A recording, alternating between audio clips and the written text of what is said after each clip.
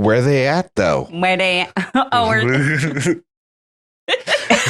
Welcome to the Challenge Fandom Podcast. This is what we do. Two types of people in this world. I'm going to be honest with you. We've been on here for an hour already, and we just hit record. So you guys have missed a lot of stuff. So we're going to get straight to the final.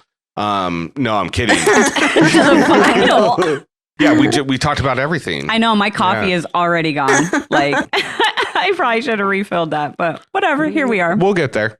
Anyways, my name's Ricky Hayes. Got my beautiful wife, Corrina Hayes. We've got Alexis, Tex, Rawson, and then we've got Katie, Bad Blood Pahura. I didn't do my research, so we're going to repeat this week, but we'll come back fresh next week. It's the best one. I know it is. It really is a really good one, yeah. And then none other than Tony, Stats, and Infolance. 2 people in one. You're welcome. Yeah. So we're here to break down Challenge 39, Battle for a New Championship. Champion? No, Champion. Yeah. Hopping. I'm not too sure. Hoping. Anyways, it's episode 13, El Saboteur.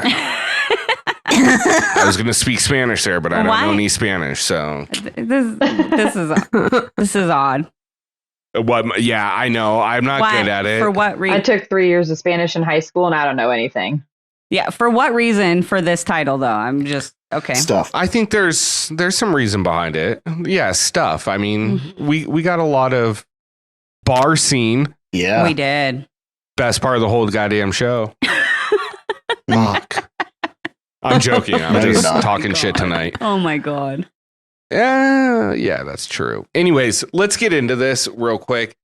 Before we dive into the minutia, as we always do, double word score there. Spotify for podcast. I don't know what to do with my hands. That Vanna White. Yeah. That's not a good thing. I wake up in the morning, I just piss excellence. The big, hairy American winning machine. There you go. You got it that time. 60% of the time, it works every time. Sex Panther. It smells like dirty diaper.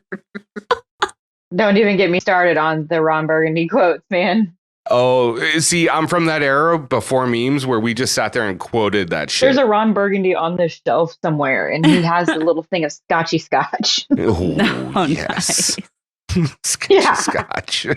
Anyways, before we turn into the fucking Will Ferrell podcast, what was your guys's, for lack of a better term, 30,000 foot view of this? What'd you think if you were going to give it a grade for this episode?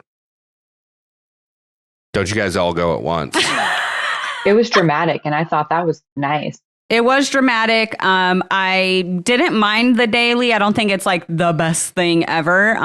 But I liked the potential for, for that daily to go either way, to work hard or to sabotage. Oh, it happened right there. Click. It was her turn. Click. Yeah. All right. There we go.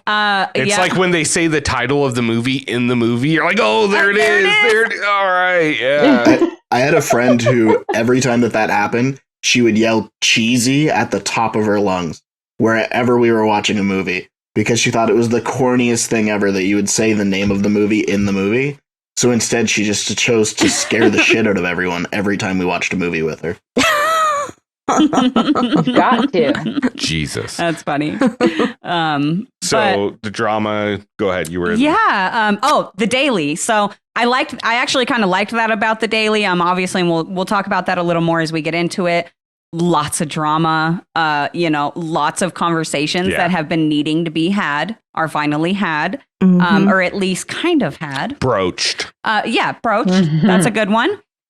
We finally had a split nomination. Okay, instead of everybody voting for the same person all together, like we finally had a split nomination, Sarah. So that was nice. And granted, it's not quite what I personally would have loved to see Brad and Kyland do in an elimination against each other. It wasn't the worst elimination that they've done this season. So all of that being said, I'm gonna give this one like a solid C+, B- area, right around in there. I don't know. I kind of like this episode. I'm gonna just be honest. So I'm gonna hop in. I'm grading mine on a curve based on just this season. So it's a solid B for me. Okay. It hits everything I need. Okay. So there we go. B. That's fair. I would say that, like, as a fan, as a viewer, really solid episode.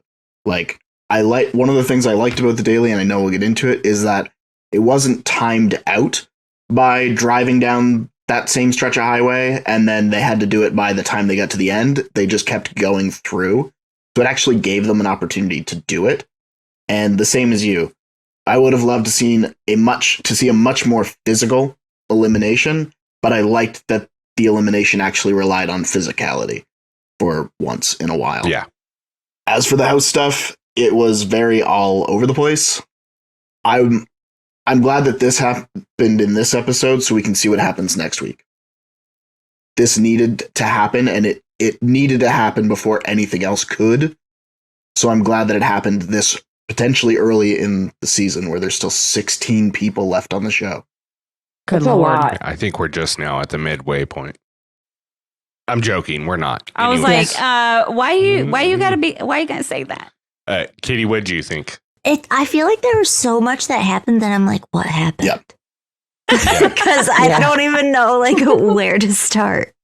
I liked it. I'm gonna go with like B minus C plus. Like there was some of it. I don't know. I feel bad knowing the things I know now about Brad coming into this. I Yeah. know. Yeah, So they did him no justice. yeah, and I think that changed my feelings about the elimination. Not to jump ahead. Oh, well, that's what we do. So just that he was called last minute and had to fly in and didn't get any sleep before he got to the elimination. Well, he didn't. That's pretty He wild. didn't like. Do you guys? Am I crazy? He didn't sound like himself. Like Crazy. He had toned it down. I feel like he's an adult now, so it's like, I don't know. He's just like not all raged up anymore. Yeah. Well, it's hard to be raged up when you've been up for like 24 Yeah. hours straight. Yeah. And then you have On to, a plane. and then you get off that plane and you get drove into location and you have to do the elimination. Like there was no rest period for him. No food, like Yeah. nothing. Yeah. Like that blew my mind, to be honest. I was like, really? No. That's not really a recipe to win, but I am glad that Kyland won. I'm not mad about it. Yeah. I'm not mad about it at Mhm. all. I do want to say, I think this is very, very much, what's the word I'm looking for? Indicative of the season thus far and how they've done the champions coming in. Like they haven't Yeah. set them up for success to make it where the strongest competitors stand out, right? Like, why is it Car Maria puzzle? Like it's a disservice. Let's Mhm. fly Brad in last second to make sure we can make this champions theme work, but not give him a 6-hour rest period to get in, eat some food, relax, and then go do a competition. You know what I mean? And let's give him the yellow shoes again. Thank That you. are Crocs. If you look on the back, they just have a little strap. They're Crocs. Yeah, they're Crocs with like athletic. They're like sport mode Crocs. I was so mad for him.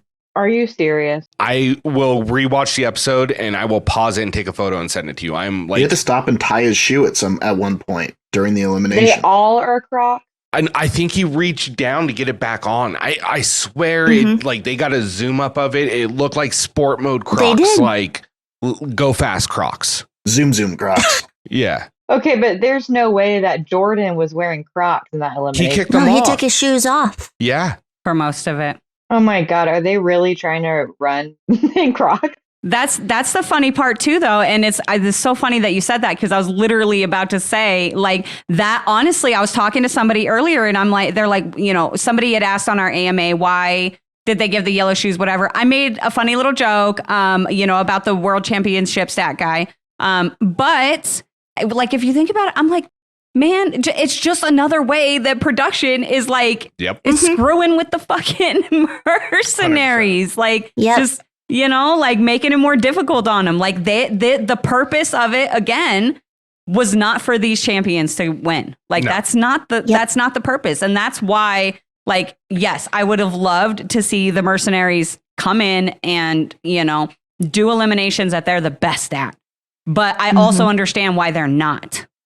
Yeah. Because that's not the point of the season. It's not to highlight them. It's for them to pass the torch. And if you think about it, That's why they ask at the end of all the eliminations, after the mercenary either wins or loses, no matter what it is, TJ's always like, do you have some words of advice for, like, it's a passing of the torch. That's the only reason that they're fucking here. Can I just say why, like, it's just so fucking stupid, because you're going to tell me that the 24 competitors they brought into this house are the future of the challenge, not the other 120 that they brought us in the last 6 years? Like, most of these people on this show, they've only done one other season, and odds are they're not going to do a ton more. Like, I can see Emmanuel, I can see Kyland, I can see Horacio, Nurys, Olivia, Michele, and Jay, and Raven. But outside that, like, I don't see Colleen coming on a whole bunch more, or Berna, or, a lot of these other people. I don't think they're mainstays. I don't think they want to be. Maybe not to the challenge, but in their country, it's like opening doors for them to be on TV more in their country. Absolutely. Because I don't know much about Berna, but I was like shocked to hear that she's already on another show. Well, that's the show she's originally from. The Survivor or whatever. Yeah. Like for Emmanuel and Emmy, it opened up a lot of doors. I know that. Yeah. It definitely did. But here's the other thing that I was actually thinking about earlier, and I could definitely be looking like way too far into this. So if I am, feel free to tell me to just shut up. But not that stupid.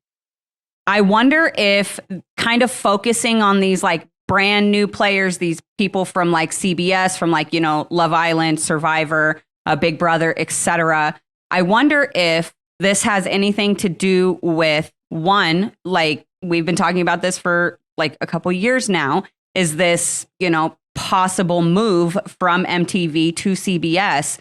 How many of these Kyles and these Corey Whartons are willing to sign those more complicated and more in-depth CBS contracts? Well, I mean, Corey was on USA too. So maybe all these people they don't want to move over to CBS. And so now at this point, the challenge, and again, for everybody listening, this is purely speculation. This is not based on anything other than that I sit and I think about this shit way too much. Just a conspiracy theory. It's fine. Way too much. But it was just something that I thought that I was like, I could see this being a reason why they're trying to focus on, brand new, fresh meat, fresh blood type people who wouldn't necessarily be opposed to moving to CBS if that is the next move. Yeah, I mean, I don't see why they would turn it down. It's more lucrative to be on a show that gets millions of viewers compared to hundreds of thousands of viewers. Yeah, right. But if the show is growing, you got to grow. And like I said, this could literally have nothing to do with it. Maybe this is just supposed to be like the other thing that I've thought of is like the Tori, Devin, Cam, like that whole like era, Ashley, Michele, like all those people are going to become the new old school challengers. And then all these people are going to become the new school challengers. Yeah. They still need a new school because Tori, Devin, Corey, Kyle, they can carry this show for another 10 years, but can they carry it for another 20? Like most of those people are already in their 30s. So now they need young people in their 20s. No, and it makes sense. It's just not the cast I would have picked. No, I agree with that. I do think that it was definitely an oversight to not at least have a few of those people on, like Fessy, Josh, Kyle, Corey Wharton, Nelson. Well, obviously, I know that there were but you get my drift. They did themselves a disservice by having USA 2 filmed in such a way where it like backed on to filming of 39, because you can't bring anybody over from USA 2 onto Battle for a New Champ when you don't know the viewers don't know the outcome of USA 2, but they're going to get the spoiled cast list for New Champ.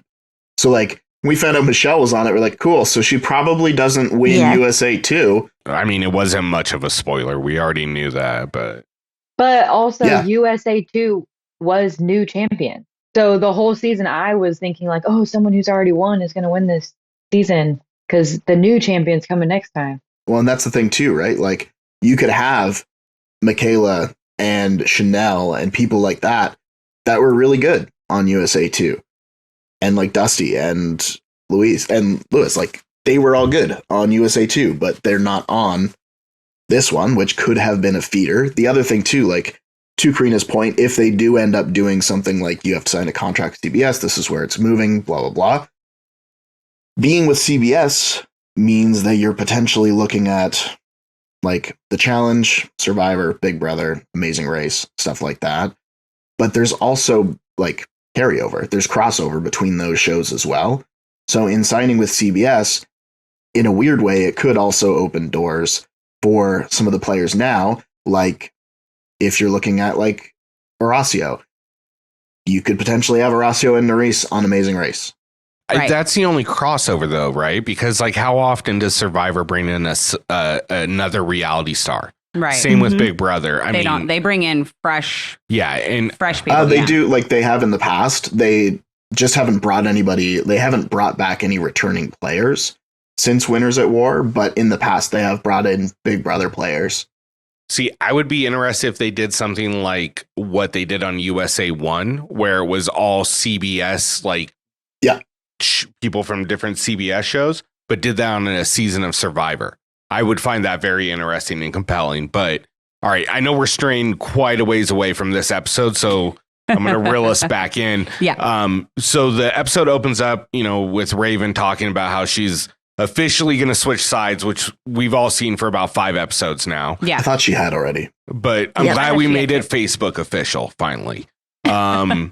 Olivia's talking to Berna about how Horacio is ruining his game by not talking to her, or not talking to anyone, I'm sorry. But it is a reoccurring theme with Olivia and Horacio through this whole episode. So I'm glad we discussed it last week, because we're going to dive more into it this week.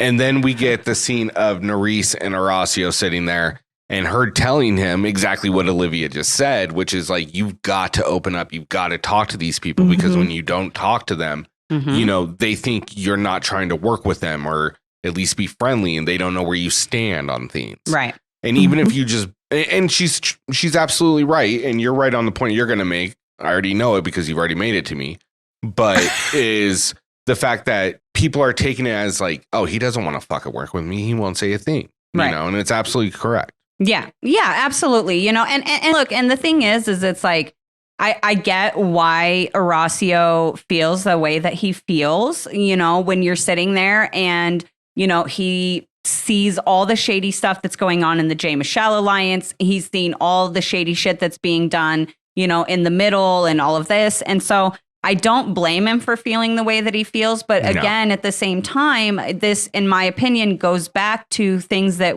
something we continually say over and over again on the show is that this is part of the game. Like, this is part of the game. And if you don't want to interact with anybody because everybody's too shady, then it's like, okay, but I mean, I don't want to say like, don't come on the show, because I love to see Horacio and I want him to keep coming back. But it's still just like, okay, well, then I guess you're just going to be the number one target all the time, because you're automatically the number one target because just physicality wise. Yeah.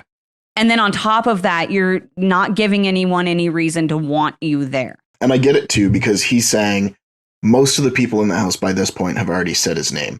So he doesn't want to work with them. So if I don't want to work with somebody, what's the point of even engaging with that person? Because nothing that I'm going to say is either A, going to change their mind, or B, be of any use to me. Because if you're having a conversation with somebody who is 100% just going to say your name again, it's sort of superficial, and he's there to compete. So he's like, cool. Like, I get the mindset of, if you're not with me, then you're against me. So what's the point? I'm not going to bother. And I also see the point of, you need to actually still have those conversations. And I think that's why Kyland is sort of coming out as being a bigger threat than Horacio for the game, because Horacio's terrifying to see in a final up against. Kyland is still scary to see in a final, but he also has, like, he's persuasive. He's got that social game down. He also knows this game backwards and forwards and everybody in it. So he's so analytical, and he has that side of it too, that I think he's starting to edge Horacio out as being a bigger threat. And I know Jay mentioned it later in the episode too, of, in all honesty, like, this is the time to get rid of Kyland, not get rid of Horacio, because we can get rid of Horacio again, but Kyland's actively building up an alliance against the main alliance in the house. Right. Well, and I mean, just to throw a little counter to one thing you said is Horacio isn't just telling people that he's not working with, like, I'm not working with you, but even people that he's quote unquote supposed to be working with don't know where he stands because he's not even communicating with them outside of Zara, Kyland, and Nurys. Right. Like, I'm sure Raven doesn't have many conversations with Horacio about it. And if it is happening, we're not seeing it. Right. No. Exactly. And, you know, and that's the thing is, like, now with that being said, if we're getting into like the Olivia specific situation, I do have a little bit more of an ambiguous view on that, but I wouldn't say that everything we've said doesn't still apply, because it does. Right. Right. Well, and speaking of the Olivia thing, this was actually, I wanted to bring this up because Katie was kind of speculating on this last week, was, Olivia kind of bringing these topics up to Nurys and everybody else in hopes maybe somebody will say something to Horacio to kind of like ease that like tension and kind of, soften the ground there for him to talk to her. And so I'm wondering if like it really is everybody in the house saying these things to Nurys, or if, this was her like trying to help Olivia out a little bit by just kind of like dropping a hint to Horacio without specifically saying like, hey, it was Olivia that said this, blah, blah, blah. So then he wouldn't feel some type of way about her. Yeah. It was what we said too, right? Like, it came right down to Olivia needed reassurance that Horacio was actively trying to work with her. Horacio didn't think that he needed to talk to her about it because they had already had the conversation once. And to him, he hadn't wavered on it. So he was like, cool, well, then we're still good. And it wasn't until like that one scene where they both, I don't know if they retroactively listened to our episode last week and then went back in time and then went through the bar scene. But they basically did exactly what we were like, this is what these two people need to do in order to move forward in the game. Yeah. I mean, I have some thoughts as to Olivia saying that she has always had his back and has always defended him in conversations, but I get where she's coming from. I honestly, I'm surprised I haven't looked this up already, but I want to know when Olivia's birthday is, because I just feel like she's a Leo. I feel like she's a Leo, and I don't think Rick, I, as a Capricorn, understand your mindset. I think she's a Taurus. She is either, but we keep having these conversations about Leos and Capricorns and their relationships. So I feel the same way. Like, when I'm friends with somebody, you don't need to tell me we're friends every single day. I'm like, cool, we're friends. But like, not a lot of people are like that. So even last week, I was listening to the conversation. I'm like, wow, this is so relatable to my life. Anybody else want to take a guess at what Olivia's she's Caucasian zodiac is? Aries. Wait, is she a Gemini? I'm going with Taurus. Is it anything that anyone has said so far? I don't think so. So it's not Leo. Is it a fire sign? Is she a Scorpio? Well, that's why I'm like, is it a fire sign? I don't know what a fire sign is. I'm getting too deep in here. Okay, what is it? She's a Cancer. Oh, I knew that because she just posted that on her story. Yeah, she's a Cancer. July 12th. I don't know what that means. My husband's a Cancer. Me either, but I also really like base a lot of relationships in my life around the 5 love languages. And even when I had talked to her at Challenge Mania, one of the first things she said was, I'm just a words of affirmation kind of girl. Yeah. We know. Yeah. We're like, we know, babe.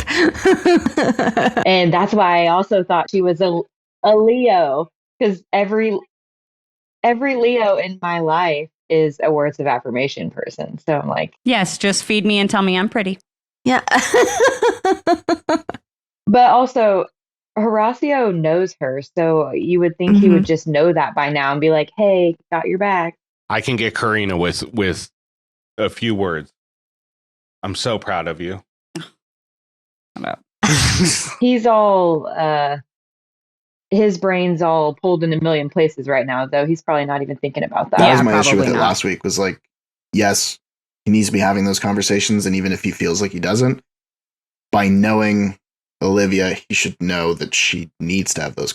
But reverse, Olivia should also know that he doesn't come to those conversations easily. I think one thing I wanted to say last week that I forgot when I was going through my spiel about it all was that you can't expect people to be mind readers. It's true.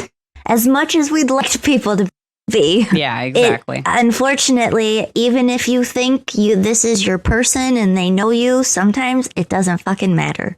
And you just have to use your words. And words are hard. Yeah, we're coming up on a decade and we're highly communicative.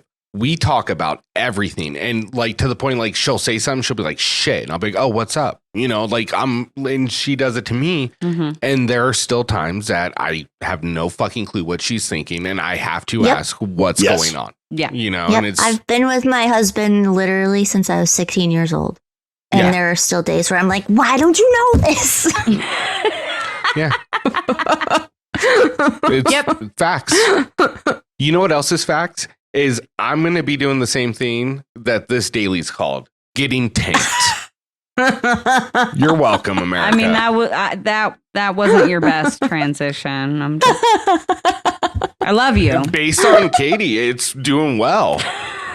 So I'm taking that as a W. You don't win them all. Take that as a win. Yeah. You're not even funny. You know, we both know I'm funny. Okay. All right, you're funny. Thank you. You're welcome. Getting tanked. So what it is there's a fucking semi with water in it and a bunch of fucking letters. They're playing Wheel of Fortune on the back of a semi that's going down a track. It's what it is. What'd you guys think of this daily, though? It was probably really fucking fun to do, but it's just watching a semi go up and down a track doesn't do it for me. I like that James didn't fit. James had to stand in the hole. Otherwise, he couldn't stand up in the tank. Because he was too short? James, he was too tall. No, he's too tall. He had to, when he jumped in, he had to stand right under the hole in the top of the tank. Because he couldn't actually, stand anywhere else. Okay. I just have to throw this out there. I think it's so fucking funny that this whole thing with Mariah, she picked the biggest, baddest guy. Not the baddest, but she picked the biggest guy. So could you just imagine if Bananas would have come there and been like, I'm going to face the guy that she's with. And it's this big guy. He walks in hoping it's Jay. Yeah, right. Yeah. Or Asaf or something. Yeah, someone small. Because she's a small person. So I don't know. I just thought it was funny that he's so big. It's like the Mountain and his girlfriend. It's like. Is that big giant dude who's and she's literally half his size? She's 5'3" and he's 6'6" and 300 pounds. Yeah. And she's 5'3", 110. From Game of Thrones? The odd couple. Yeah. So the teams on this, I'm not going to go into all of that because it's just a lot. But there's some things that I really want to talk about in this. And the first one I want to talk about, and I want to get your guys' opinion, and obviously everybody listening, let us know what you're thinking on this. Did you guys catch people putting letters in upside down? Sure did. Nope. No. I saw it on the show. I caught it when she mentioned it, and that was it. Yeah. But that was after you had already watched it? No, when we were watching it, she said it out loud, and then I noticed what she was saying. You caught it while you were watching it? Yeah, I caught it while I was watching it, yeah. Yeah, no, those were definitely W's upside down. I took screenshots and labeled them because I'm that guy. My question is should those wins count? Because the team that did it was the team that won, which was Corey Lay, Ed, Olivia, and Berna. So Tony obviously doesn't think the wins should count. What do you think, Alexis? No, I don't. And I also am how did it get that far without somebody else noticing that? There was how many people standing on the sidelines? Plus all the people with their cameras, plus DJ, plus all these production people. And it's almost like my husband asked me this today when I told him. He was like, so did everybody on the challenge just realize that they were wrong today? Well, they couldn't see it because the truck was going serpentine. Yeah. Mm-hmm. So it's hard to hit a moving target. I can understand the people on the side not necessarily catching it because they were probably further away.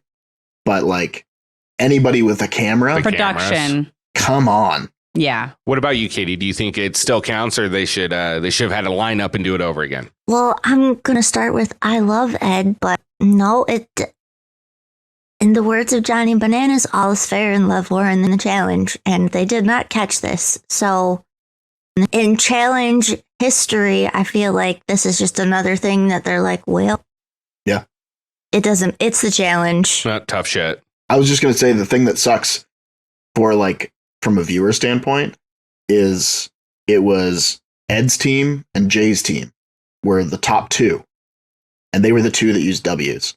So it would have been either Kyland, well, it would have been Kyland's team because Horacio got sabotaged. Oh, they both did.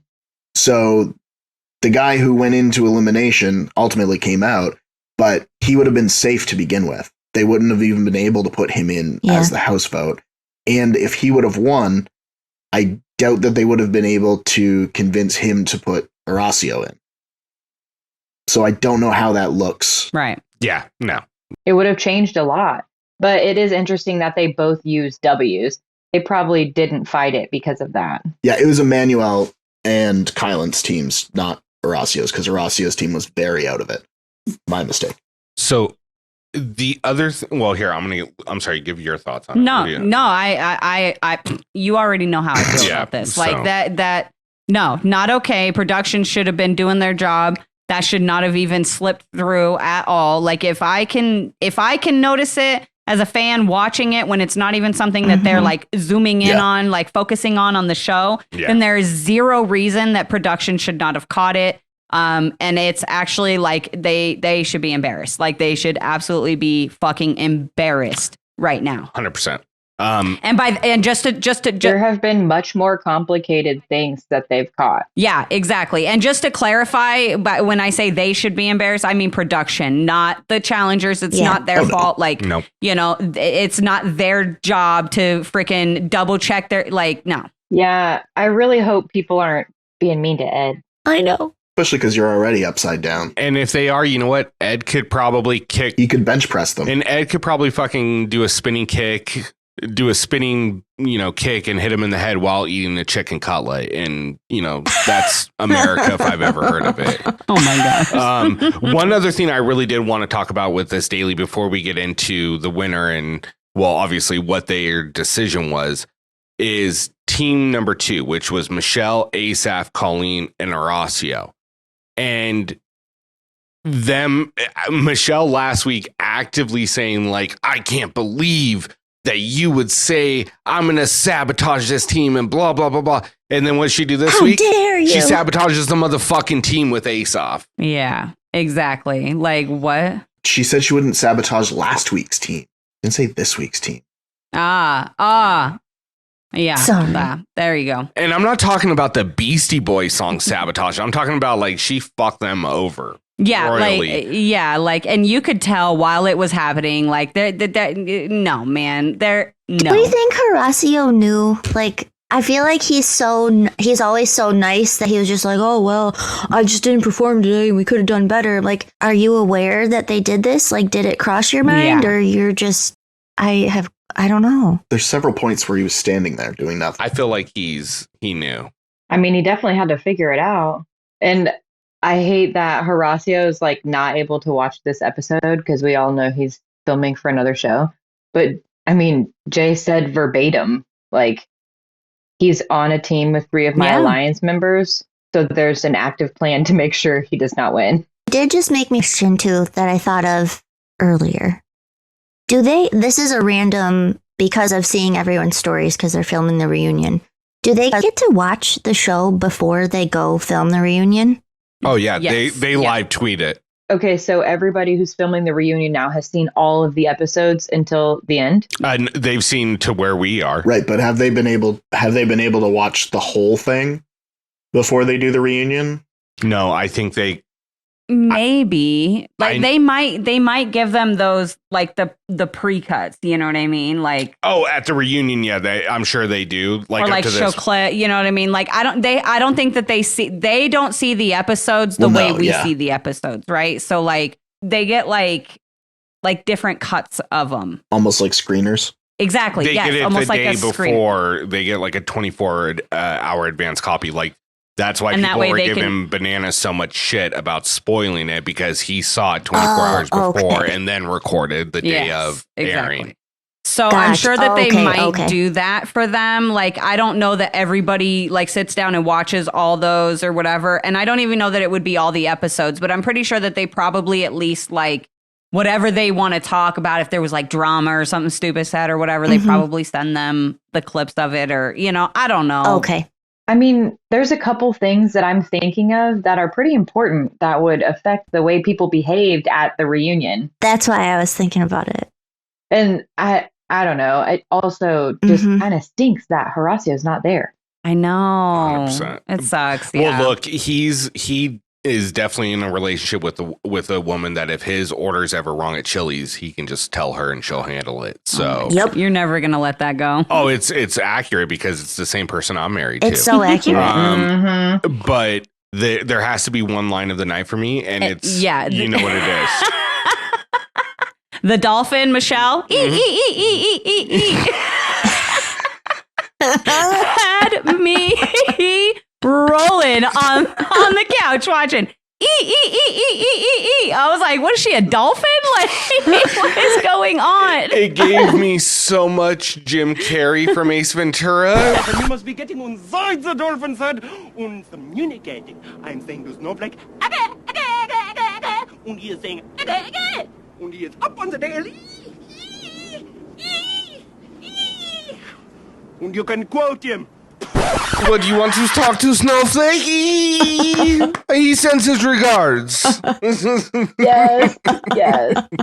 Oh my God. Oh, it was so good. Oh, shit. So good. That was great. I loved it. So, like we said, the Corey with Berna, Olivia, and Ed end up winning this. They have to pick a male winner to go into, or a male vote to go into the elimination. They go off to the side. Corey's saying, look, I want to make a big move. And he convinces them to go for Horacio with a little bit of fight back from Berna and Colleen. But You mean Olivia and Colleen? I'm sorry, Olivia and Colleen. And Olivia's fight back was... so you guys can't be swayed at all. Yeah, I can't. Which, talk. I mean, and they said no, so... No, it was Berna, not Colleen. What? Or Berna, Berna, not Colleen. Yes. Ed, Olivia, Berna, and Corey. Yeah, and so Berna and Olivia were like, I feel like Olivia is smart in the way that she is wording things. Like, she kept her mouth shut. And then she said, so you guys can't be persuaded?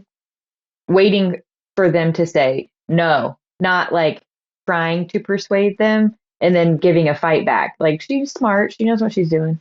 But it's also not defending Horacio either, like she said she is.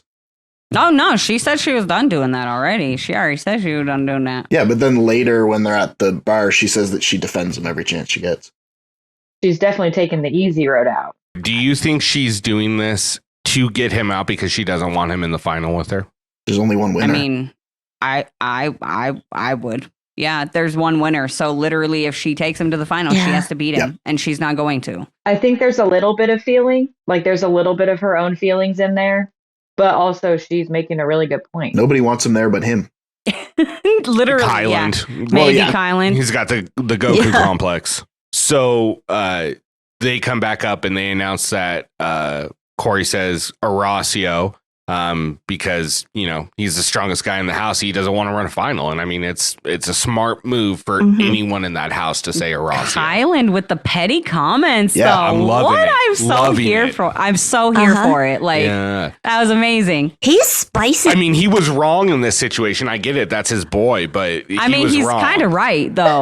Yeah. I mean, yeah, there's one other move you can make for a male that's a big move, but he's not going to make it because he's aligned with that dude straight up. I was more referring to Corey saying, so he's saying he's scared, which, yes, Yeah, absolutely. 100%. 100%. Yeah. That's exactly what all of you are saying, because all of you are scared and you damn well should be. I'm sorry. I was saying Corey's 100% right in this situation. Yeah. This is the best thing he could do. Yeah. Like, I look, I love Horacio, and I don't want to, like, as a fan and someone who enjoys him, I don't want to see him go home. But like looking at it from a game standpoint, 100,000%. That is the best thing to do. Yeah. They like, I don't think that they know we're getting to the end of the mercenaries, but like, if you know anything about the challenge, there's not a whole lot of goats left. Right. Mm-hmm. So it's like, if you're going to utilize the mercenaries for someone like Horacio, now is the time. Yeah. Mm-hmm. Well, I mean, like, they posted on Final Alliance, like, whether or not it was a shady move or a good move about sabotaging Horacio. And I was like, here you go. It was a super shady move because it was against Horacio, and I love Horacio. If it wasn't against Horacio, then it's a brilliant game move. You hate to see it, but you know it needs to be done. It's the equivalent of getting Boston Rob out in Survivor, or Tyson out in Survivor, or in Big Brother getting Dr. Will or Derek or Cody out. It's the smart move. And it's the same thing we say about Jordan, CT, Bananas, and Wes. You get them into an elimination because there's a better chance they go home in an elimination than you beating them in a final. I mean, and we see it all the time. Yeah. So like you said, it's a great game move. It's shitty because we're fans. Yeah. But, you know. How do you guys, okay, real quick though, how do you guys, excuse me. Excuse me. Haven't done that one in a while, so. Yeah. How do you guys feel about what Horacio said after being nominated when he said that, you know, when TJ asked him and he's like, you know, I'm fine with it. I didn't have a good performance today, so I deserve to go down. How did you guys feel about that? Because me personally, I was a little confused because I was like, what do you mean you didn't have a good performance today? Like your team literally screwed you over. And I don't know. I get it. And I know he's like all confidence and, you know, whatever. But I was like, no, I don't like, no. That's why I wonder if he realizes they screwed him over. Like, he'd still be gracious about it and be like, well, you know I'm going to bring back the 10K and keep it for us. And I might not deserve to be down here, but I'm going to win it for us kind of deal.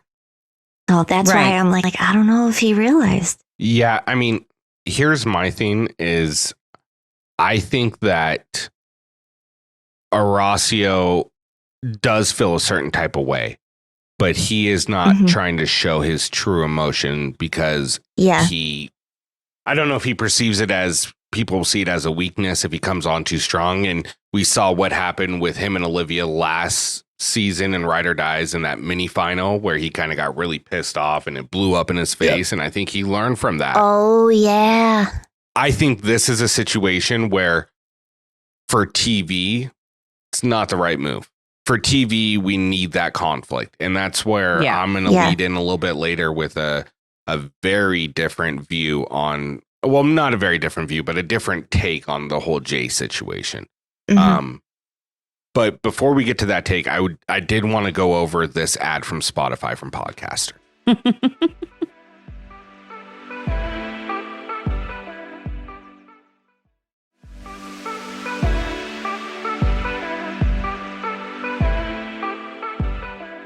Just intrusive thought real quick. I listened to the ad and I don't like my part in it. Like, I can't say the word success.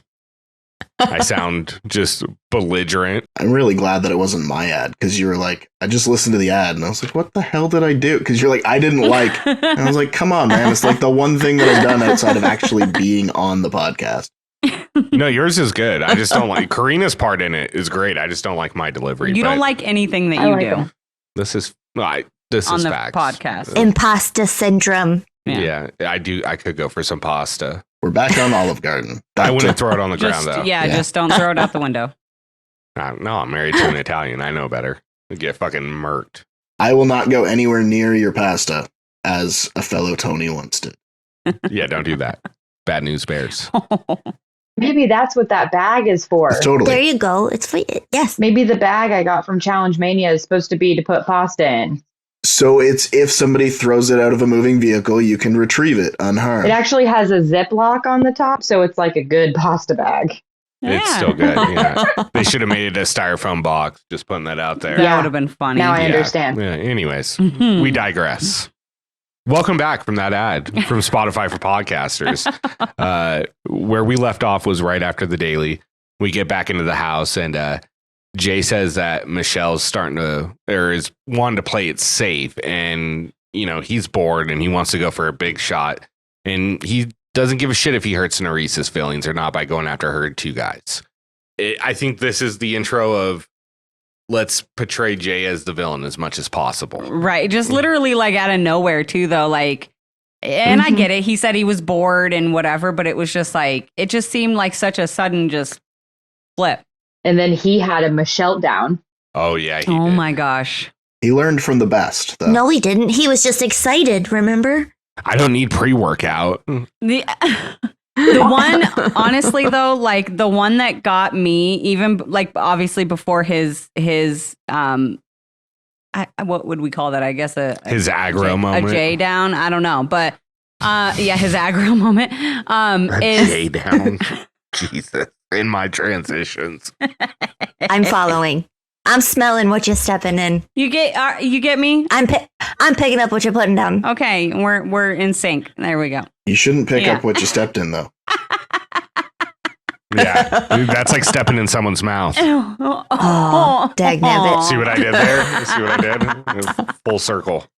Anyway, so speaking of, Rick's favorite part of the show, we go to the club scene, and this is where like a lot of the conversations happen that, affect the rest of the episode.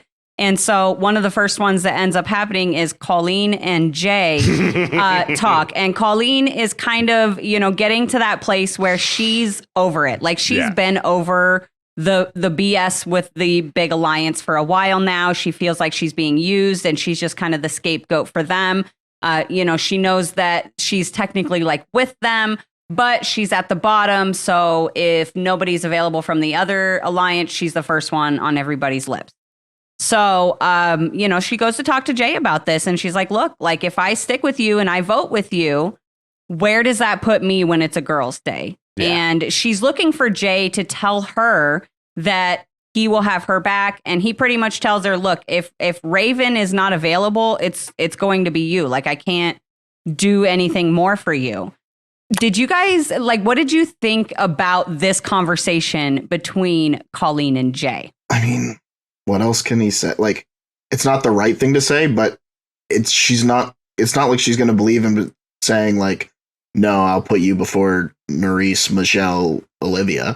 There was no tact. Tact was not present during the conversation. That's where I'll leave it. For as friendly as he's been all along, it was just, like you said, it's that flip that switched in, like how cold he was. I don't know. It just... I feel like this moment right here for me was so big because to me, this is a perfect depiction, a perfect example of what happens when you give your word to too many people, when you have too many friends in the house. Yes. Because he like you guys said, there's nothing else he can say. He's in a rock and a hard place right now, right? Because either way, he's screwed. He's either got to tell Colleen, the truth, which is I can't do anything more for you than what we've been doing. Yeah.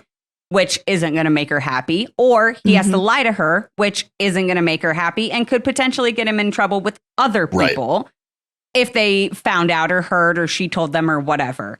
So for me, this was like a big moment because it was like this for me was kind of like the beginning of him realizing the weight of everybody that he's aligned with and like really feeling that weight sit on him.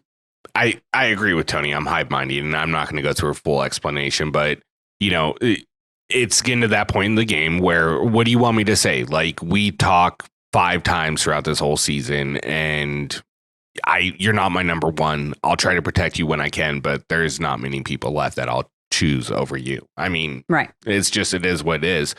I mean, I will fall back on all reliable. Lie. Just fucking lie, Jay. You're already lying. Why not lie some more and just sprinkle that a little bit extra on top? Fuck it. He put her ahead of one other person. He could have said she was higher than Mariah.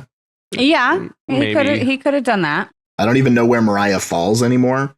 Yeah, and that's my question too. Like, where does Mariah fall? And is James, James seems more like he's not even with like Zara and like the international players anymore. Like, he's kind of more just fallen right into this Jay thing because his new thing is, I'm going to let Mariah decide. Like, it's up to Mariah. I'm going to do whatever she says. His woman, as he says, my woman. He realized that's his meal ticket to maybe making it to the final because he wasn't making it any other fucking way. That's true. You know what I mean? He was on a sinking boat and he saw Mariah come by in her fucking buoy and he was like, I'm going to plant my fucking flag right here. This is how I'm getting back to the final. Hopping right up on there. Yeah. And so, I mean, that's my thing. I think the bigger thing is this next conversation we have, because this is where we're seeing everything start to come to a head. Yeah. And that's where, you know, we get the confessional of Nurys saying, you know, how hurt she is that her alliance is throwing Horacio in and taking that first shot, and that she may be better off siding with Kyland and Horacio instead of working with Jay and Michele. And I want to know your guys' thoughts. Do you think she would be better off doing that, or do you think that's a bad move and quick way out? I think it's better for her, as that's a better alliance for her. But I don't think she can make that move where, in addition to being part of the alliance, she's also like part of the Fantastic Four. So she moves, that kind of throws everything into a little bit of chaos, which is fine if she's ditching to the other alliance. But I don't know that she doesn't just become like number one target until she's gone. Yeah, and that's a good point too. I don't know, honestly, like Nurys, I don't know if it would benefit her to be on the outside alliance like that, because to be honest, if you think about it, you know, Horacio has got her. He's not going to say her name. Kyland is not going to say her name.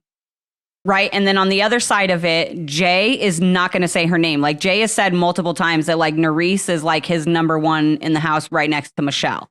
You know what I mean? So she comes above Olivia, Raven, Mariah, Zara. Like she comes above almost every other woman in the house except for Michele.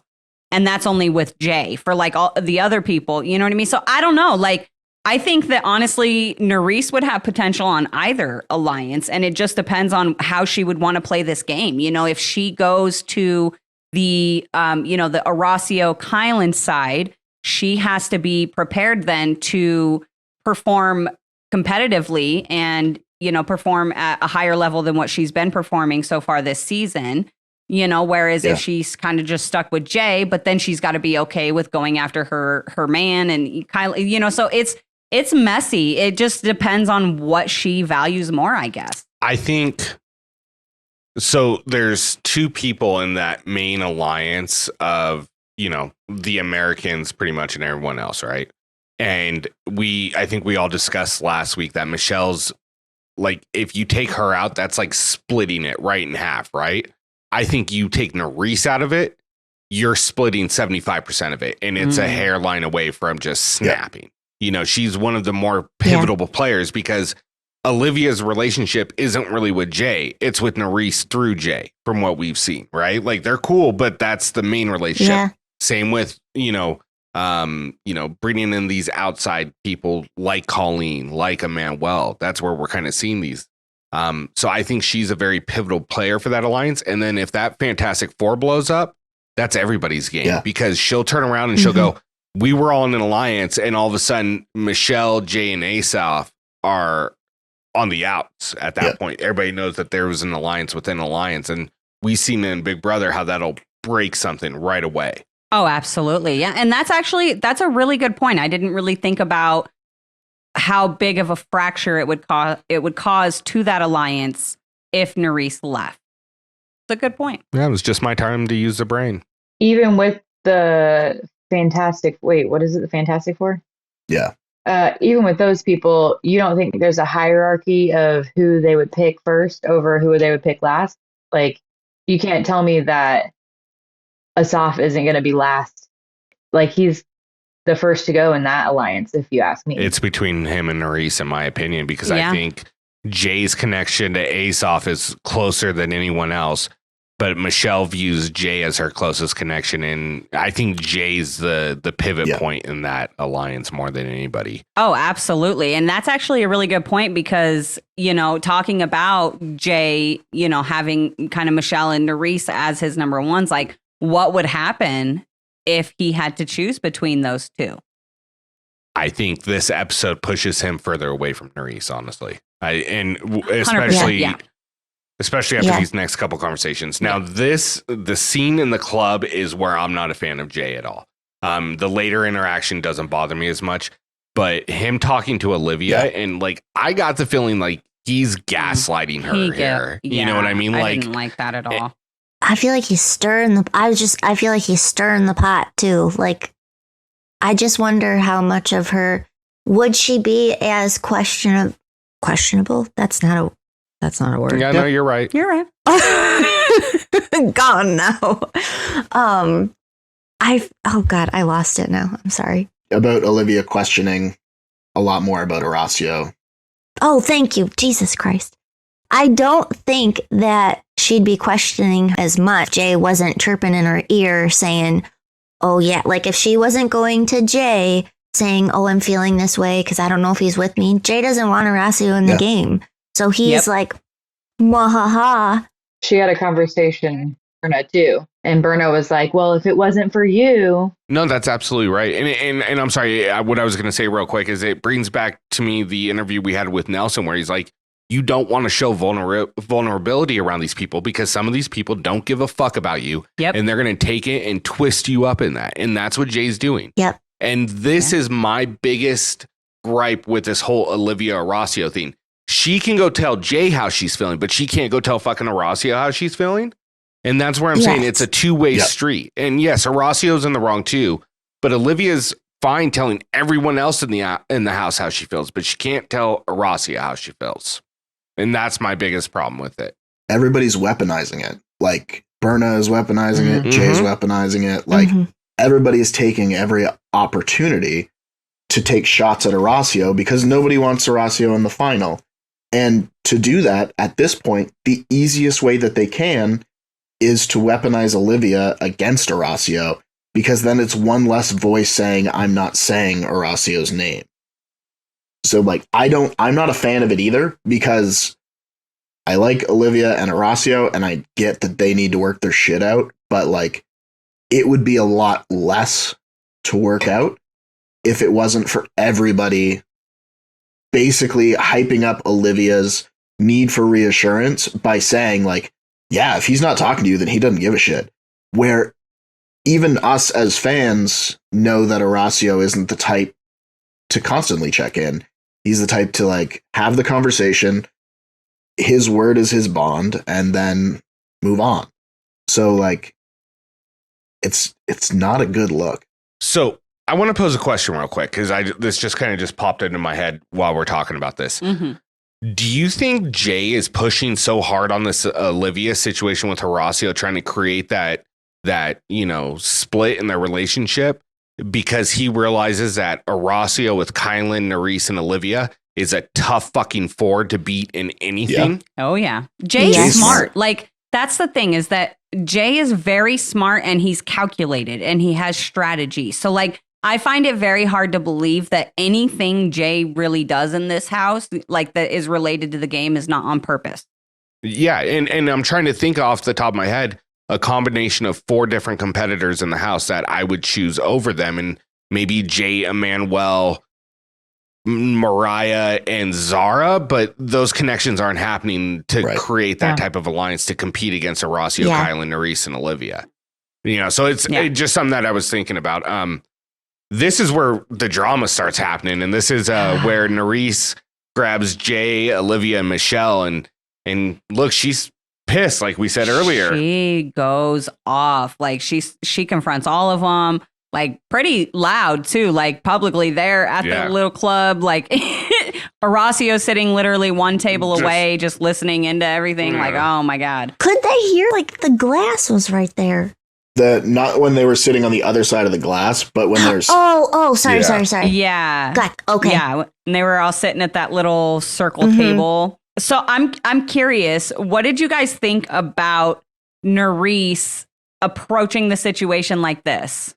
I loved it. Like a bull in a china shop. It was perfect. Did you? I fucking like this is what the challenge is about. Like, what the fuck, dude? Tell me what's going on. Like, this is what we watch it for, in my opinion. Yeah. I agree. I also think maybe her anger management, don't approach situations like this.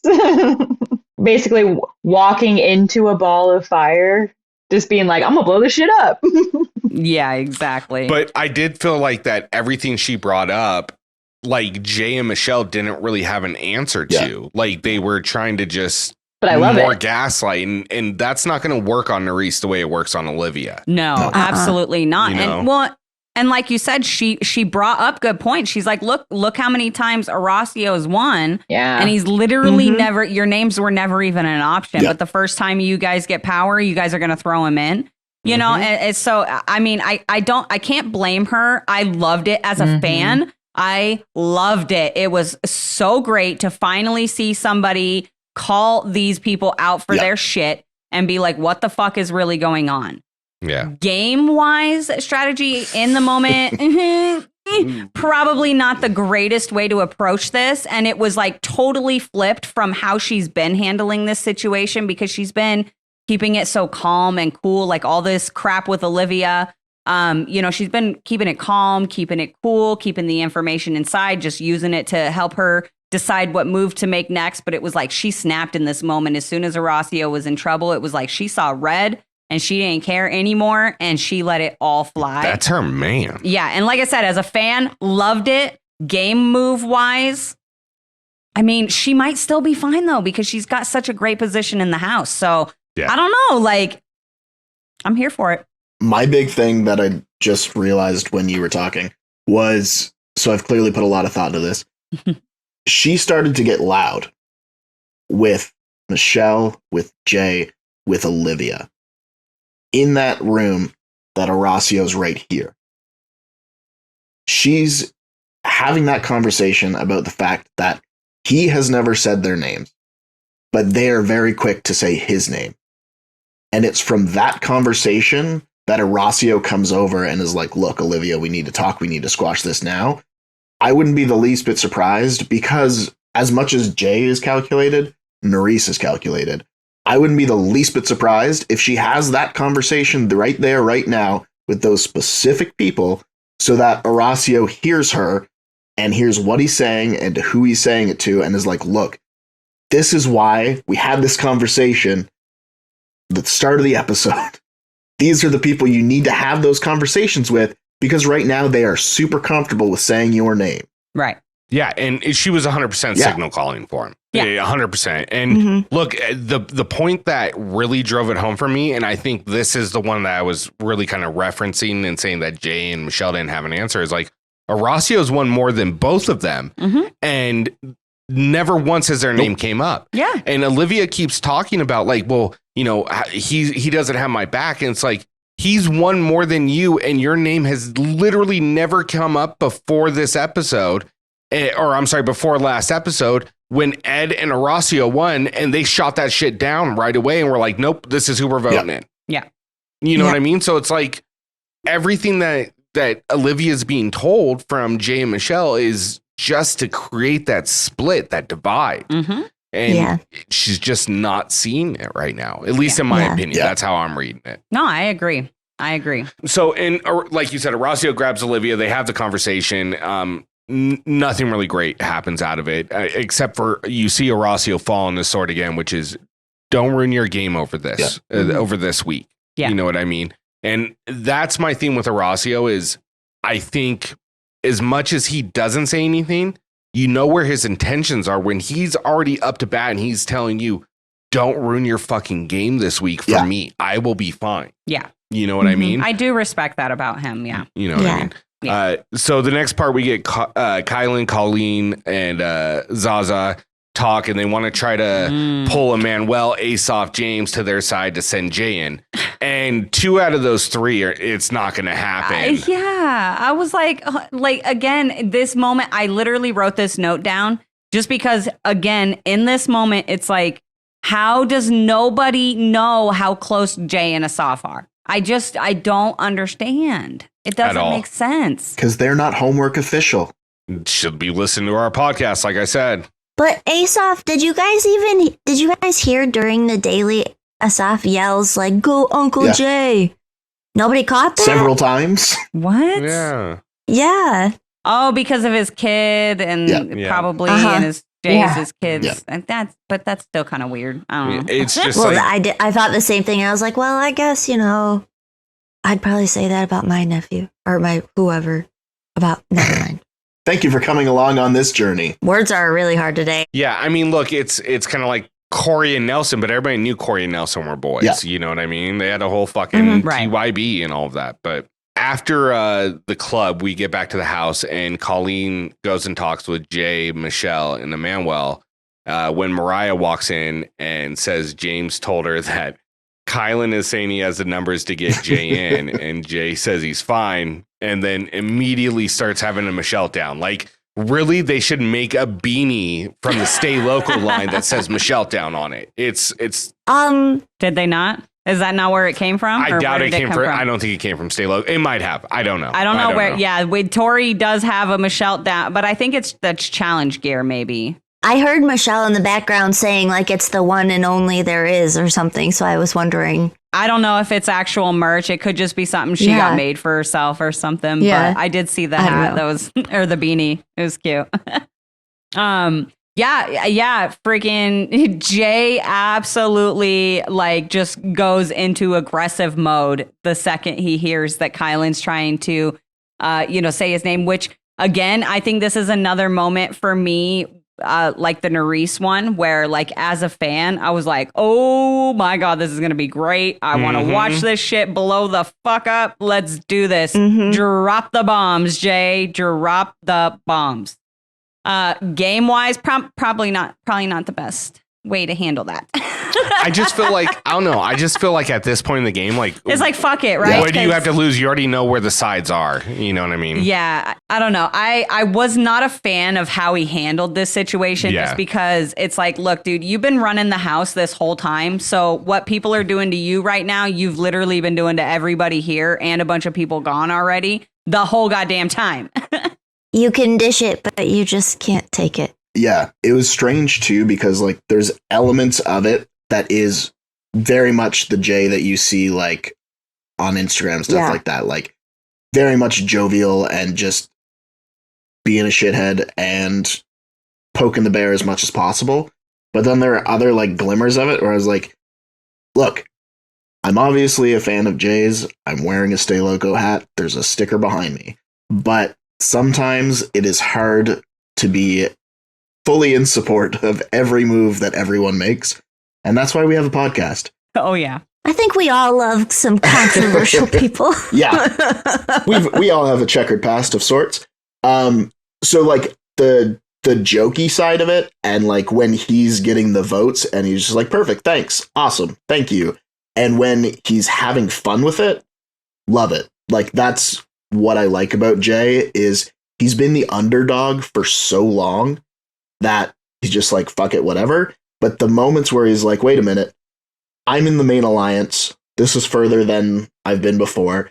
The final is potentially in sight. I could actually get to the final and do some damage, where he gets like super serious. And you can see those moments where he drops into it and it's really uncomfortable to watch.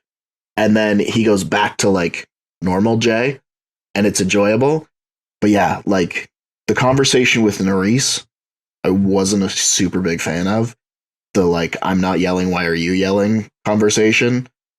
And then elements of this conversation with Kyland. Basically, I would expect Jay to act the way that Kyland is acting, more so than the way that Jay was in this scene.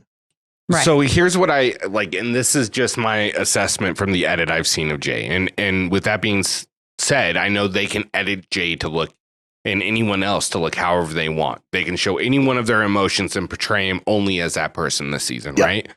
But from this edit, I'm getting the read that he's gaslighting people as much as he can to tell them how safe they are, how good they are. And when he can't gaslight somebody like Kyland or Nurys, he falls back into this aggressive, over the top kind of, as Kyland called it, an aggro move. And to me, that's what we see, because he's actively getting pissed off. Somebody doesn't start just bouncing their legs and shaking and clenching their jaw when they're not fucking having an emotional response to something. And that's very clearly what he was having. And, you know, he just, like you said, he doesn't like the tables being turned on him. No, absolutely not. But I also want to say, with all of that being said, I would like to acknowledge the fact that we have interviewed Jay before. We have a Challengers Unplugged. Oh, I love Jay. I'll link it down in the comments. I'll link it down in the description below for anyone who hasn't heard it and might want to check it out. But I also want to acknowledge the fact that, yes, I do think this was an authentic emotional reaction. However, Jay is a showman, and he very much knows he's making a TV show, and he very much loves dramatic moments, and he loves movies and dramatic shit like that. And he has a very imaginative mind. So if you haven't heard the clip where Jay talks about his imagination running wild when he sent Jordan down to elimination with Laurel, right? When they went against Laurel on what was that? Ride or Dies. Ride or Dies. Thank you.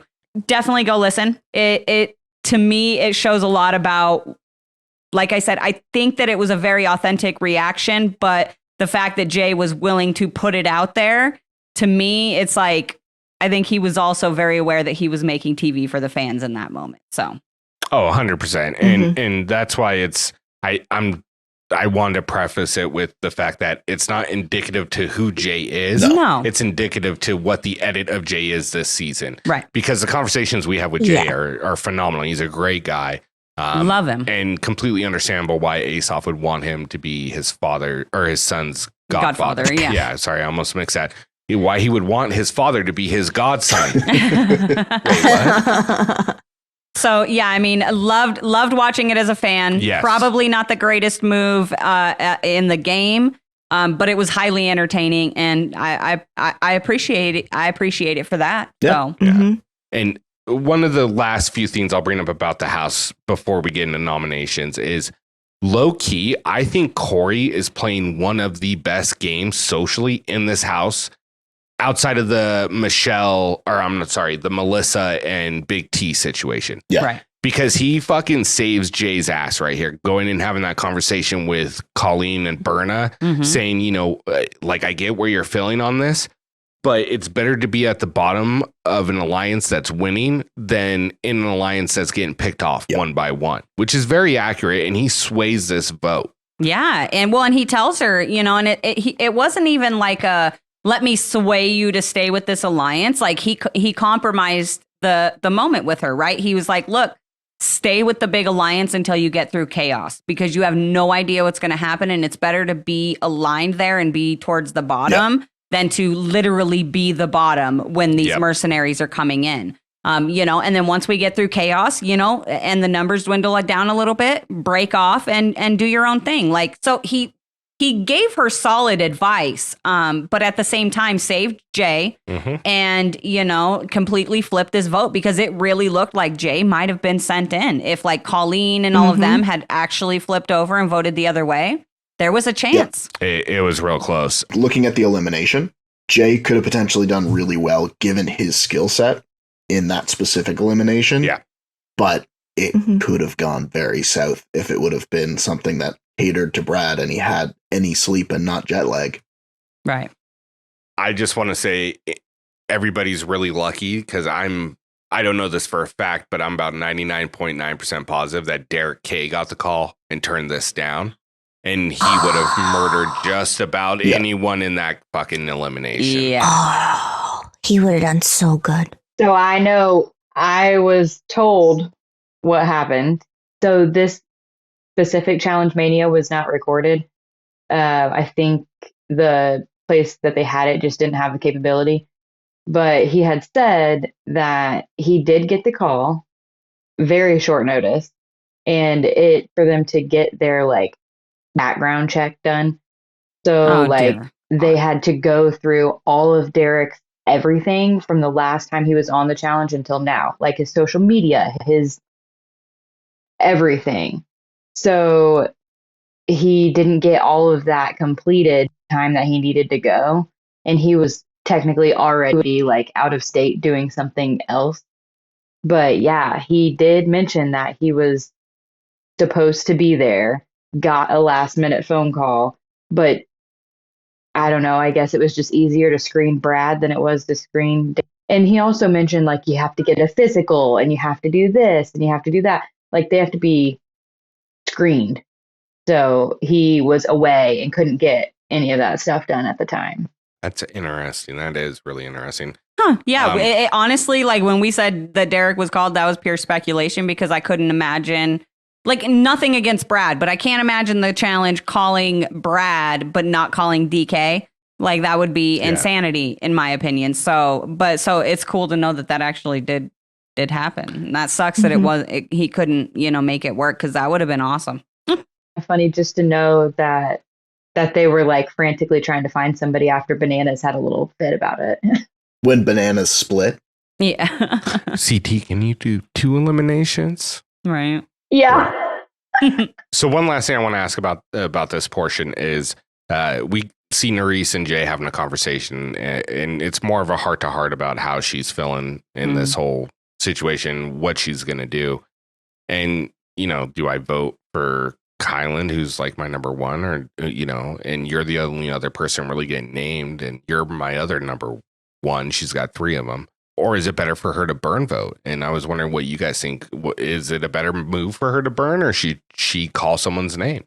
I would burn. I say call somebody's name. I want her to call someone's name. I just want the drama. That's why. Exactly. Yeah, 100%. What do you think, Alexis? Everybody has to pick. You got to pick at some point. But also, I could see her burning a vote if she was put in that situation. I bet everybody else was thinking that she was going to. Yeah, I think like personally, like if it was me in the game and I'm looking at it from a game aspect, yeah, I'm gonna burn. I'm not gonna say either one of their names because and we already know that she wasn't, because she said before, like literally, what was it, last episode, where she was like, I'm with, I'm with Kyland and Horacio and blah, blah, blah. But I'm also like came in with like Jay and Michele and blah, blah, blah. And I'm not going to pick. So, like her burn voting was always an option in my mind. And, I don't blame her. But as a fan, no, I would have loved to see her make a fucking choice. 100%. And you know what? Honestly, I think if Colleen doesn't flip and vote for Kyland, there's a good chance she might vote Jay right there. Maybe. I think it increases the odds of her doing so. Yeah. Did anybody else notice when they were going into nominations that there was a transition shot and the shot showed Horacio and Kyland walking in their elimination outfits? Fucking production, dude. Yeah, they grabbed a clip of them leaving the house to go to elimination and clipped it over the nomination ceremony. So it was like, they gave it away. I mean, which they gave away in the first 10 minutes of the show with only Kyland and Horacio doing shit. Mm-hmm. Yeah, we knew. They're lovely. You know what? No, we're gonna flip this to a pie. The one thing that the production does amazing on this show is the foreshadowing. 100%. Okay, they are better, top notch on the foreshadowing aspect. You know what I mean? They are great at that. Literally, this entire episode, I was sitting there saying to. Oh, our boy's going home. Because, we met Kyland. So now we're just like going to ride for him.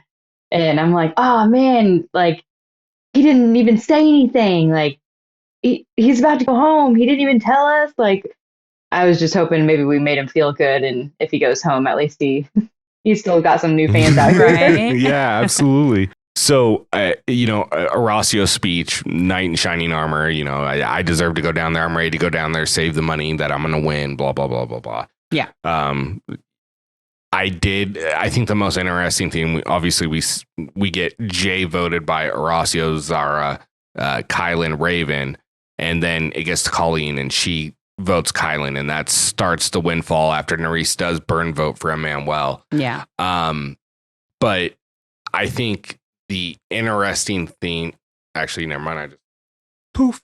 Words just are hard. Lost it. It's gone. Yeah. I'm sorry. I'm rubbing off on you. I do have a question. Just if anybody noticed it. When, so Jay says, obviously it's I've heard Kyland's name, I've heard my name, it's between the two of us. And Kyland's like, there are 5 guys here. Do you not just imagine that, everybody else is like, dude, shut up. It's between you 2. Oh yeah. Leave us 100%. alone. Leave us out of this. But he's just like, by the way, there are other people. Yeah, but that needed to be said. And Raven did say something about that earlier when Jay was running around to everybody, and she was like, we need to play this game. Like, we can all have our own voice. We can all vote for who we want to vote for. I'm like, yes, girl. Oh, I love her. So we finally got it back. Came back. So what I was trying to get to was the fact that, you know, after Colleen, it's Nurys, and Nurys is like, I'm obviously in a fucked position. She's really struggling. And you just hear Horacio say, don't ruin your fucking game over this. Yeah. I'm paraphrasing. That's probably not exactly what he said. He said, don't jeopardize your game. Yeah. But yeah. He doesn't swear. Yeah, exactly. But like, once again, I think this shows, you know, Horacio's integrity that he knows what the situation is as soon as Colleen's vote went and just said, don't fuck yourself over this. There's nothing you're going to do that's going to change it. Yeah. And that's why I think Horacio might not have the best social game, but he has a good strategic game. Totally. You know what I mean? He reads the game well. Yeah. That's a good point. He needs to flesh out his alliance. He's got 2 or 3 every season. Yeah, exactly. And so the votes end up breaking down where Kyland's going in. So we're getting Horacio Kyland going in against a Merc, and it pretty much gets right to it. And, you know, we go through the whole rigmarole, and this is like the first time in like 6 weeks that TJ hasn't called this person the GOAT. He calls him a legend. Yeah, legend. Yeah. Which he absolutely is, and brings out Brad. And just like we said, the audience cheering was a lot less than it was from Laurel or Cara, except for Kyland and Jay. They were like, and Nurys, they were like the only ones that knew who it was. I was surprised that there was no leather bracelet, Alexis. I was really looking for it because it made sense. Yeah. It makes sense to have been Cara too. It does. It really does the more you think about it. And the elimination we find out is going to be called What's Going Down, which I fucking love the name of this. Just being honest. B-Rad gets to choose which poll he's going to pull out, and instead of going for the middle one, which we know is the one you go for. Yeah. What is that, Brad? What is that? You should have known. No, I'm joking. But he pulls, and it ends up being Kyland, and they're playing basically a rendition of what Zach and Trey lost in Rivals 2. Yeah. Yep. Woo! Look at you. Good job, Rick. Good job. Hive mind. Original hive mind. Oh my God, we're not. You got in sync now. Yeah, I don't want to hear it. We're hive mind. In sync. What it was? So the interesting thing I noticed about this is that how upset Horacio was that Brad pulled Kyland's name and not his. Like, he was like, you could, like, it fucking really ate at him. He really wanted to go in. He wants to compete. He was so disappointed. Yeah. Like, he was so disappointed. He wanted to go in there against Brad, and yeah, poor guy. You know what? Just out of curiosity, was anybody else disappointed that we didn't get any of the clips like this one? or this? Congratulations, you're a meathead, son, but you know what? Don't ever put your hands on my underwear. Cause and effect. Congratulations, you're a meathead, son. Oh, shit. But don't ever put your hands on my fucking underwear. It was so good. So good. It was. I mean, yeah, it was great. Iconic. Absolutely iconic. Shocked it was not in the rewind thing. Like, what? The one main difference in this elimination compared to what they did in Rivals 2 was they had to move yoga balls all the way up to the top and put them in sequential order 10 to 1. Even though they kept saying 1 to 10, which was inaccurate. Well, I think 1 to 10, top to bottom. That would signify you put 1 in first, then you count up. Anyways, agree to disagree or whatever. Yeah, it's probably, it wasn't in TJ's voiceover, so I couldn't tell. Yeah. But what I wanted to kind of get into on this was obviously from our experience seeing Brad, it didn't seem like he was quite up to par. But you have heard like there was some extreme he did an interview. He did a little interview. I can't remember exactly who it's with, but I will find it and I will link it down in the description. But it was like EW or like something like that. But anyway, yeah, apparently he literally had like 24 hours to like notice of like, okay, pack, get on the plane and be here, blah, blah, blah. Like he did not have very much time. And then, got on the plane, got there and pretty much was taken straight to elimination from there.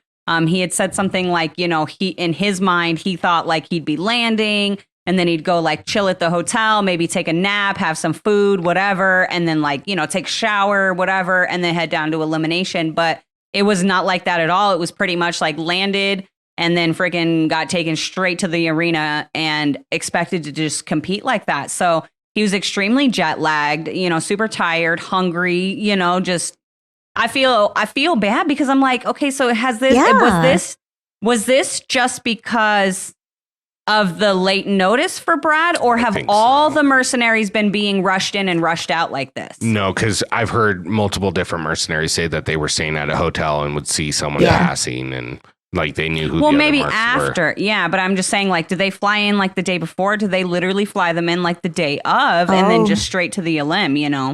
I don't know. I just feel like that's I think this was because of the circumstances with Bananas canceling. It's still not it's not fair, but so was Bananas there or no? Like, was he ever there? No, I think he was filming House of Villains as it was happening. Okay, that's my other thing. Like everybody keeps saying he wasn't filming, and that the reason that he canceled was because of Mariah and he's so heartbroken and whatever. But like, I find that hard to believe that Bananas wouldn't take that he's heartbroken. No, just that he wouldn't take advantage of a moment like that. Yeah. I heard that he was actually hurt, like physically. Probably had to move some cinder blocks and hurt his back. Sorry. Yeah, I know that it was like a last minute scramble, but I wasn't sure what. All we know is that he was supposed to be there and he didn't show up. Yeah. I don't know. Anyway, moving on. Yeah. I mean, just to be honest, Kyland smashes Brad at this. Like everything from the jump of moving two of the slats at once instead of Brad moving one slat to get down to the next level, to staging the balls in the correct order so he could just hop down, grab them, and fucking go back up as quickly as possible. That was smart. Yeah, I mean, that. Towards the end, it looked like he went from like being one ball up to about like 3 towards the end, 3 to 4. I did love at the end. I think he ended 2 above Brad. I think it was like 8 to 10 or something like that. Maybe. But he did fall behind for a while there, like Brad did. And then he caught up a little bit. But it just, I did love what Kyland said right as he was putting the last ball in for the win. He goes, "This one's for you, Jay." I appreciate the petty. I really do. Yep. Kyland brings it. It was the Jordan move from when Jay threw Jordan in and Jordan pointed up at him and was like, isn't that literally what he said? Something along the same lines? Kyland listened to the Unplugged.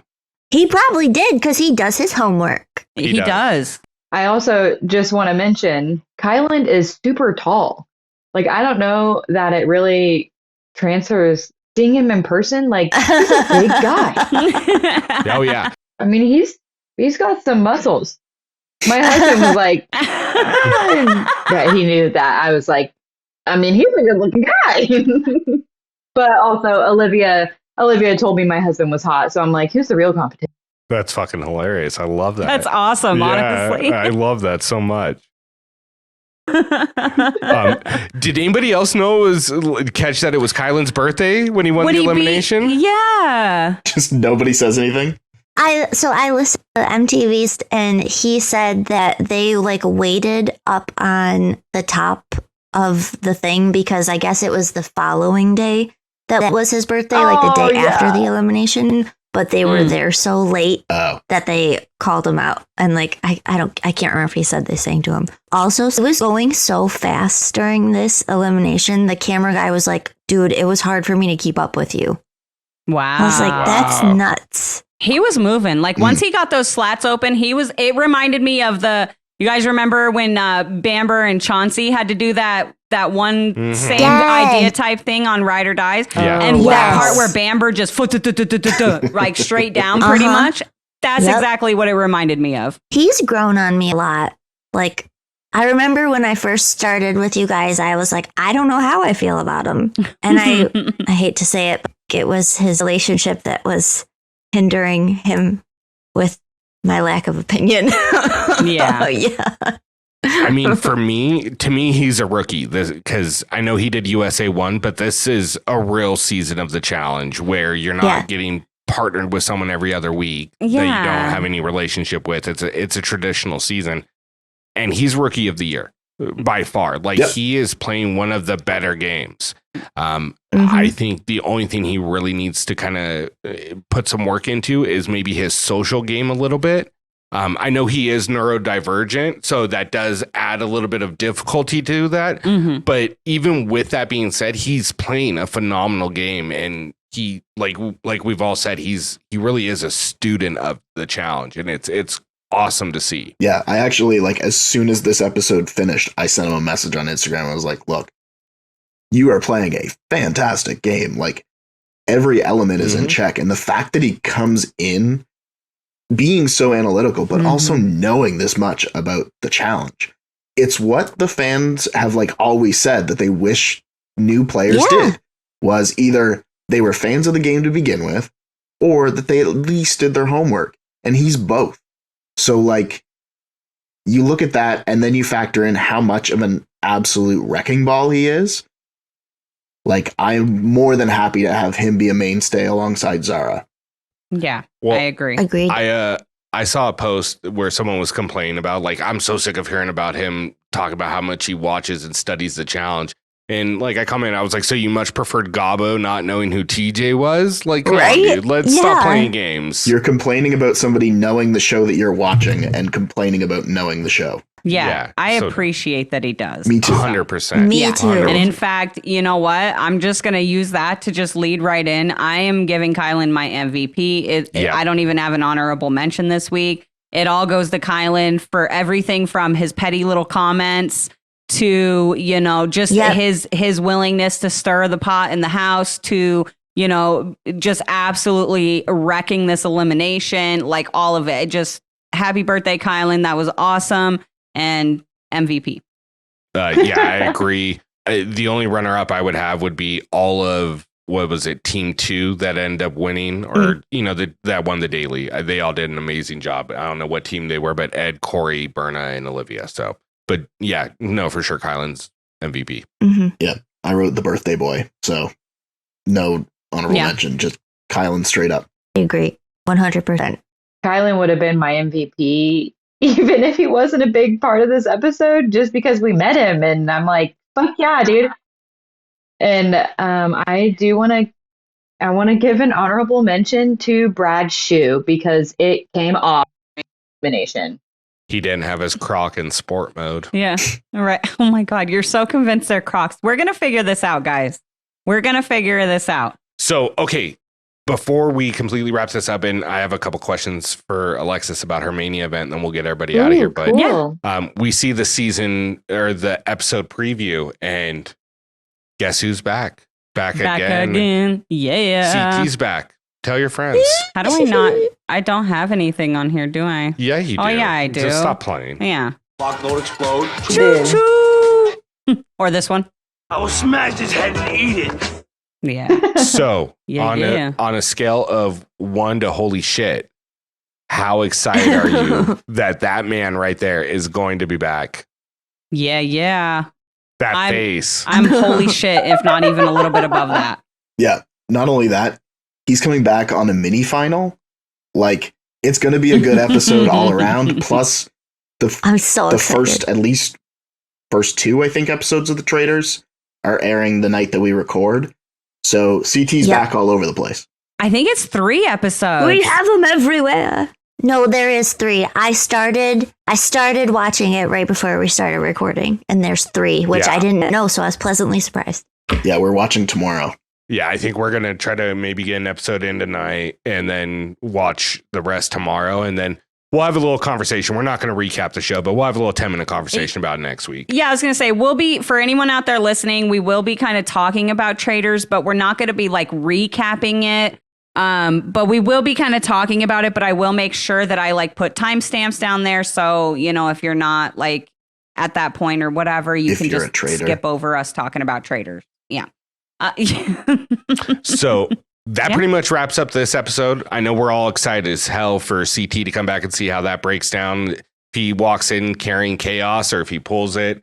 But and we're going to have a special guest next week to recap that. Mr. Alex Brazard from The Circle will be joining us, and Two Dudes Watch Cartoons, or Two Guys Watch Cartoons sometimes. Anyways, Two dudes watch two cartoons. Two cartoon. Guys, wait! I had a line of the night. I have a line of the night. Oh, so do I actually. And unexpected. Sorry, I had to because I have it in bold. It was so silly, but when Jay was running around after it had all calmed down, Michele was asking Horacio what was happening. And Horacio so quietly was like, Michele, there's a lot of people president. I laughed so hard, and it was so quiet, and it just like skirted right past. I'm like, oh, look at it. He's funny. Oh, yeah, he's funny. I caught another one that was, if it would be completely like a non-comment if it came from anyone else, but it came from Michele, of all people, when they're in that conversation where Mariah comes in and says that Kyland's been saying he's got the numbers for Jay, and Michele goes, look, everybody, the more frantic we get, the more chaotic it's going to get. Okay, voice of reason, who had a complete meltdown 2 episodes ago, and 1 episode ago, and 3 episodes ago. I love Michele. Pot, meat, kettle. Right. That's me. Alexis, did you have a line of the night? No. Mine's what I said earlier. It's Michele doing the best dolphin impression. Yeah. Yeah, that's mine. Yeah, that's it. That's the best thing that I saw on this episode, probably. I loved it. So, and real quick, I'm sorry, before you close out, while we're talking about our guests, like you said, Alex will be on our next recap. And then shortly after that, we will be releasing a Challengers Unplugged. And this one is going to be with Mr. Xavier Prather. From Big Brother Reindeer Games. Big Brother 23, Big Brother Reindeer Games, Challenge USA 1. Just overall, super cool dude. Absolutely love him. He's had a really interesting life. And he's funny as hell. So make sure you guys tune in. I'm just going to be honest with you guys. We talked to him for like 4 hours. So there is tons of fucking content in this Unplugged. So make sure you guys check that out. Keep an eye out for that. I believe that will be releasing on like the 24th is what I have it scheduled for. I think we'll see. Trying to see my calendar, but it'll be somewhere around there, somewhere around the last week of January. So keep your eyes out for that. Lastly, before we go, Alexis, would you like to tell us about your Mania adventure? Yes. It was an adventure. It always feels that way. It's just so much. So much. It takes me like 2 days to decompress afterwards because I'm just like, it was really good. We got to sit really close. I also just have like no shame when I'm going to these things. Like I'll get on my knees and skirt over to the front and take a picture right in front of people. I am that person. But I was moving all around. I mean, people noticed me moving around and they noticed my shirt. They heard me talking to people. I mean, one of the guys looked so familiar. I might have seen him in Nashville before, but he asked me for a photo and that was really cool. He said that he long form episodes because he drives a lot and he likes to listen to them on his drives. We are perfect for long drives. Yeah. I was like, that's how I started listening. It was really cool. They do like a VIP after the show. So everybody with VIP got posters to sign and you basically just wait in line at each different person to get them to sign it. But honestly, like I said, I have no shame. So I'm not going to leave until they make me leave. So we're just hanging out, like, I get my stuff signed and then I'm going to leave. I'm like, bye. So we were like the last people in there just shooting the shit. And I was like over talking to Pierre, and then Kyland had no one else in his line. He was done. So he hopped in line with my husband and just started talking to Sam for the line for Derek. So, I mean, he sat and talked to Sam for like 15 or 20 minutes. And at that moment, I was like, yeah, you're going to be one of our favorites now. Because that's how it happened with Josh. Like Josh was just such a nice person. Not that all of those people aren't, but like got his own thing going on, you know, like Devin needed to go outside and smoke a cig. He was like he was feeling it. And Kyland was just super friendly and super down to just sit there and hang out with us. So it was cool. That's so awesome. Nice. I love that. That's I love so that. cool. I mean, and it's such a cool experience to be able to meet them on like really almost like a one-to-one basis where you get to see who they actually are when they're interacting with people instead of like an edit. So Yeah. super jelly, super grape jelly. It felt that way. And especially with Olivia too. Like, so Tony, the girl from Canada, her and her mom flew in and they had brought bags on the lineup. So in the bags, it had things that we don't have in America that are from Canada. So like they had different things for different people. So Olivia was just like eating this bag of all dressed chips, which is like all the things, Oh, I all the love flavors those. on one chip. It was good. She let me eat some of her chips. I was like, fuck yeah, That's this girl's my awesome. friend. Like I don't care what you do in the rest of this season. I'm riding for you too. And then she That's so followed. rad. She was like, okay, give me your, like, she handed me her phone and was like, give me your Instagram name. And I'm like, what? I had somebody else taking pictures, like the girl behind me in line taking pictures while I was there. And you could just see it on my face. Like, she handed me her phone. I'm like, oh my God, you're following me. Oh my gosh, that's so cool. I love that, dude. That's awesome. I'm so glad you had such a good time. That's awesome. So real quick about Olivia, I did notice like on the social media, they were out in Indianapolis at night and it looked relatively cold by what everybody else was wearing. And she was out there in like shorts and a t-shirt. She's from Alaska. I was like, this woman. She's from Alaska. She was wearing a spaghetti strap. And it was also the first time it had snowed. She's like, this is lovely summer weather. Crazy girl, you crazy. Right? It's also just interesting when they come to your city, because I'm like, girl, it is late. You do not need to be in Indianapolis at night. I just can't believe they don't have bodyguards. I'm like, with no bodyguards, like, I know this is a vacation for you guys, but like, this is not the best city to be in at night. This isn't safe, man. I mean, to be fair, they had Darrell. So that's Brad knows about Darrell. Not the worst person to have with you, you know, if something goes down. Yeah. Speaking of Darrell, they went and they were asking people like, who's the worst challenger that you've been on a show with? And Darrell was like the most reluctant to say anybody. And I yelled out, oh, Karamo. And then like everybody lost it because people just forget that Karamo was on the challenge, but he was on it with Brad. And Brad was with Darrell, sorry. Yeah. And Darrell was like, yes. That's great. That's awesome. I love that. That's so fucking cool. Oh, yeah. I'm so glad you got to go and Yeah. go to those back to back. I know we really want to get out to one. Maybe we'll get lucky and they'll be doing one in Detroit when we go out. They're doing it in July. Oh, okay. Never It's mind. like July something or another. Or June, yeah, something. Oh, we definitely can't make that happen. We were looking at going to the Sacramento one, but it's like bowling. And I'm like, I don't really want to bowl with people that I don't know. Like, I'm going to get shit-faced if I bowl. So that doesn't seem like a winning. Yeah. And like, Yeah. no offense. I'm sure some people completely are able to do it, but I don't want to spend that much money to not be able to bowl with people. Well, guys, that's going to call it. Oh, shit. I fucked that up. Well, everyone, that's going to go ahead and wrap this episode up. We've had a great time bringing it to you. We hope you enjoyed listening. So for myself, Ricky Hayes, my beautiful wife, Corrina Hayes, for Alexis, Tex Rawson, Katie, Bad Blood Pahura, and Tony, Stats and Info Lance, we want to thank you guys so much for tuning in. If you get a chance and you like what you heard, make sure you're subscribed on YouTube, Apple Podcasts, Spotify Podcasts, so you never miss an episode. And rate us 5 stars. If you're going to rate us less than that, just don't do it. Rate someone else less. Stick with us at 5 stars. Anyways, guys, thank you so much for tuning in. We love y'all. Be good to each other. Night. Later. Bye. Bye.